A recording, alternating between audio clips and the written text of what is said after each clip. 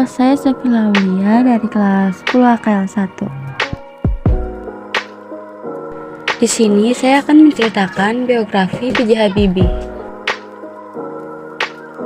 Bahrudin Yusuf Habibie lahir di Parepare, Sulawesi Selatan pada 25 Juni 1936. Ia adalah anak dari pasangan Alwi Abdul Jalil Habibie dan R.A. Tuti Marini Puspawardojo. Namun, pada tahun 1949, ayah Habibie meninggal dunia. Di tahun 1950, Habibie bersama orang tuanya memutuskan pindah ke Bandung. Saat itu ia bersekolah di Government Middle School sampai tahun 1951. Lalu ia melanjutkan pendidikan di SMA Kristen Dago. Di sekolah inilah Habibie mulai tertarik dengan Ainun. Setelah lulus, Habibie melanjutkan pendidikan kuliah di Institut Teknologi Bandung. Habibie melanjutkan kembali pendidikannya di Jerman. Pada tahun 1955, ia melanjutkan kuliah di jurusan konstruksi pesawat terbang di Aachen, Jerman Barat. Selama kuliah di Jerman, Habibie membiayai pendidikannya sendiri demi meringankan beban orang tuanya.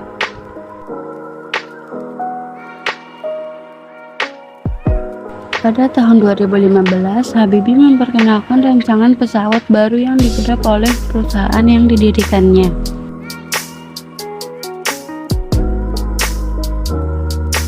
Yang dinamakan R80 yang memiliki kapasitas penumpang hingga 80-90 orang.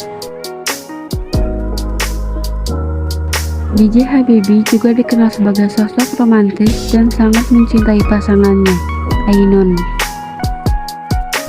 Selama lebih dari 40 tahun, keduanya hidup bersama dengan penuh cinta dan kebahagiaan. Namun, pada tahun 2010, Ainun menghembuskan nafas terakhirnya setelah berjuang melawan kanker ovarium yang dideritanya. B.J. Habibie meninggal dunia pada Rabu 11 September 2019, pukul 18.05 WIB. Ia menghembuskan nafas terakhirnya pada usia 83 tahun. Dan dimakamkan di samping istrinya, Ainun. Semua usahanya selama kuliah terbayar lunas. Dengan berhasil lulus S3 dengan beasiswa yang ia dapatkan saat ia bekerja sebagai asisten profesor setelah ia lulus dari S2. Habibie berhasil menyandang gelar doktor dalam bidang teknologi pesawat di usianya yang ke-28 tahun. Dengan komitmen dan tekad yang kuat, B.J. Habibie berhasil membuat dunia mengakuinya sebagai sosok yang jenius. Di Jerman, sosok Habibie terkenal sangat hebat. Namun, beliau tetap melayani negara Indonesia dengan memenuhi permintaan Presiden Soeharto untuk mengabdikan ilmunya di Indonesia. Dari cerita tadi, apa sih yang bisa kita teladani? Jadi, kita dapat meneladani seorang B.J. Habibie mulai dari ketekunannya dalam menggapai pendidikan tertinggi, kemandiriannya dalam membiayai kuliahnya sendiri, agamis dan taat beribadah, rendah hati, mengabdi kepada Negara Kesatuan Republik Indonesia, hingga kesetiaan dan kisah cinta selama hidupnya. Habibie mengajarkan kita bahwa keberhasilan bukanlah milik orang yang pintar, tapi milik mereka yang senantiasa berusaha.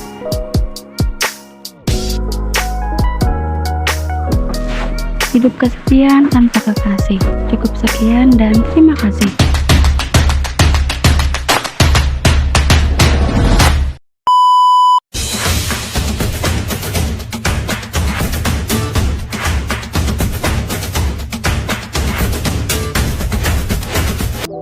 Michelle Judith Wesley Ruciman yang terkenal dengan nama Michelle Judith. Michelle Judith Wesley adalah pemeran dan penyanyi Indonesia yang mulai terkenal berkat perannya dalam film Magic Horror dan London Love Story. Michelle lahir dengan nama Michelle Judith Wesley pada 20 Januari 1995 di Medan, Sumatera Utara. Ia merupakan anak pertama dari pasangan Muhammad Ruciman dan Missy Wesley yang memiliki seorang adik, Michelle Judith. Michelle Judith sukses dalam mencapai karirnya sebagai seorang pameran, penyanyi, dan model. Ia aktif dari tahun 2009 sampai sekarang. Michelle mengawali karirnya melalui ajang Miss Celebrity pada tahun 2009. Ia memulai karirnya saat berusia 16 tahun dalam sinetron Artis Sahabat pada tahun 2011. Namanya mulai dikenal setelah ia berperan sebagai Yasmin dalam sinetron berjudul Love in Paris pada tahun 2012. Selain itu, Michelle sempat bermain dalam berbagai judul FTV seperti Kejadian Kamu Pacarku, I Miss You, I Need You, dan Pacarku Jago Kungfu.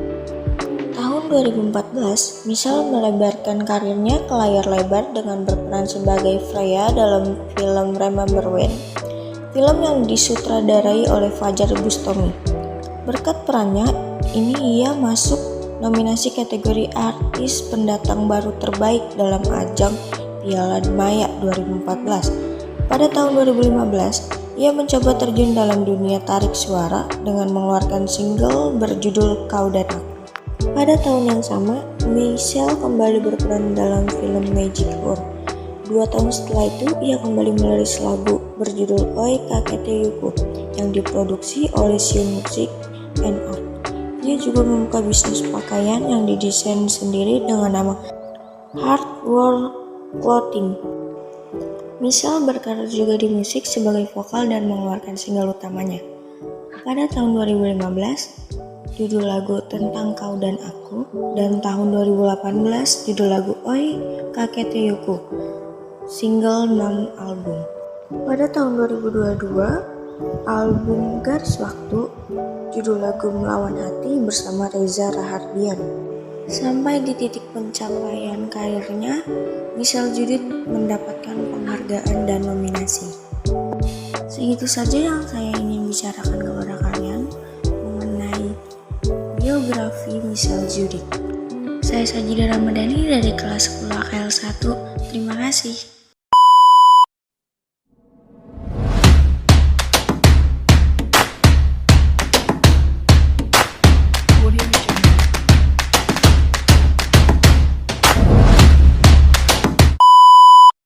Baharudin Yusuf Habibie adalah Presiden ketiga Republik Indonesia pada masa periode 1998 sampai 1999. Pria kelahiran Parepare, Sulawesi Selatan pada 25 Juni 1936. Merupakan anak keempat dari 8 bersaudara pasangan Alwi Abdul Jalil Habibie dan Raden Ajeng Tuti Marini Puspo Wardojo. Masa kecil Habibie dilalui bersama saudara-saudaranya di Parepare, Sulawesi Selatan. Sifat tegas berpegang pada prinsip telah ditunjukkannya sejak anak-anak. Ia punya kegemaran menunggang kuda dan membaca ini dikenal sangat cerdas ketika masih menduduki sekolah dasar. Karena kemauan untuk belajar, ibunya kemudian memasukkan anaknya yang dikenal hobi membaca ini Government Middlebury School. Di SMA, beliau mulai tampak menonjol prestasinya, terutama dalam pelajaran-pelajaran eksakta yang merupakan salah satu keistimewaannya. Ia menjadi sosok favorit di sekolahnya. Karena kecerdasannya, setelah tamat SMA di Bandung tahun 1954, beliau masuk di ITB. Ia tidak sampai selesai di sana karena beliau mendapatkan beasiswa dari Menteri Pendidikan dan Kebudayaan untuk melanjutkan kuliahnya di Jerman. Dalam profil Habibie, diketahui bahwa ia kemudian memilih jurusan teknik penerbangan. Pendidikan yang ditempuh Habibie di luar negeri bukanlah pendidikan kursus kilat, tapi sekolah bertahun-tahun sambil bekerja praktek. Ketika sampai di Jerman, ia sudah bertekad untuk sungguh-sungguh dirantau dan harus sukses. Dengan mengingat jerih payah ibunya yang membiayai kuliah dan kehidupannya sehari-hari. Beberapa tahun kemudian, pada tahun 1955, di Aechan, 99% mahasiswa Indonesia yang belajar di sana diberikan beasiswa penuh. Hanya beliaulah yang memiliki paspor hijau atau swasta daripada teman-temannya yang lain. Perjuangannya untuk mencapai cita-citanya dilaluinya dengan penuh rintangan dan kerja keras. Musim liburan bukan liburan bagi beliau, justru kesempatan emas yang harus diisi dengan ujian dan mencari uang untuk membeli buku. Dalam profil B.J. Habibie, diketahui beliau mendapat gelar Diploma Ing dari Teknik School Jerman tahun 1960 dengan predikat cum laude atau sempurna dengan nilai rata-rata 9,5. Dengan gelar insinyur, beliau mendaftarkan diri untuk bekerja di firma Talbot, sebuah industri kereta api Jerman. Perannya di Talbot sebagai salah satu insinyur yang mendesain struktur atau rangka kereta api, dan kemudian menikah pada tahun 1962 dengan Hasri Ainun di Indonesia. Setelah itu, istrinya kemudian ia boyong ke Jerman. Di sana hidupnya semakin keras. Lalu beliau menemukan rumus yang dinamai faktor Habibi, karena bisa menghitung keretakan atau crack propagation on random sampai ke atom-atom pesawat terbang, sehingga ia dijuluki sebagai Mr. Crack. Rumus atau formula tersebut merupakan salah satu prestasi Habibi yang paling terkenal. Kejeniusan dan prestasi inilah yang mengantarkannya diakui lembaga internasional, diantaranya. Setelah kembali ke Indonesia, Habibie menjabat selama 20 tahun sebagai Menteri Negara Ristek, Kepala BPPT. Ia juga memimpin 10 perusahaan BUMN industri strategis. Pada tahun 1995, ia berhasil memimpin pembuatan pesawat N250 Gatot Kaca yang merupakan pesawat pertama buatan Indonesia. Pesawat N250 rancangan Habibie kala itu bukan pesawat yang dibuat asal-asalan. Didesain sedemikian rupa olehnya. Pesawat N250 ciptaannya sudah terbang tanpa mengalami oleng berlebihan. Teknologi pesawat ini sangat canggih dan sudah dipersiapkannya untuk 30 tahun ke depan. Ia memerlukan waktu 5 tahun untuk melengkapi desain awal. Pesawat N250 Gatot Kaca merupakan satu-satunya pesawat turboprop di dunia yang mempergunakan teknologi fly-by-wire. Pesawat N250 Gatot Kaca sudah terbang 900 jam menurutnya. Selangkah lagi masuk program sertifikasi FAA. Bawah komando B.J. Habibie sudah memperkerjakan 16.000 orang. Namun, tiba-tiba Presiden Soeharto memutuskan agar IPTN ditutup. Hal ini dilakukan ketika badai krisis moneter melanda Indonesia antara tahun 1996 sampai 1998. Semua tenaga ahli yang bekerja di IPTN dan industri strategis lain terpaksa menyebar dan bekerja di luar negeri. Setelah penutupan IPTN, Habibie yang ketika itu masih menjabat sebagai Menteri Riset dan Teknologi, kemudian diangkat menjadi Wakil Presiden Indonesia pada tanggal 14 Maret 1998. Mendampingi Soeharto dalam Kabinet Pembangunan 7. Gejolak politik hebat serta reformasi yang dituntut oleh masyarakat Indonesia mencapai puncaknya pada bulan Mei 1998. Lengsernya Presiden Soeharto pada tanggal 21 Mei 1998 yang disertai pengumuman pengunduran dirinya. Hal itu membuat Habibie kemudian resmi menggantikannya sebagai Presiden Republik Indonesia. Beliau disumpah oleh Ketua Mahkamah Agung menjadi Presiden RI, menggantikan Soeharto menjadi Presiden Republik Indonesia ketiga.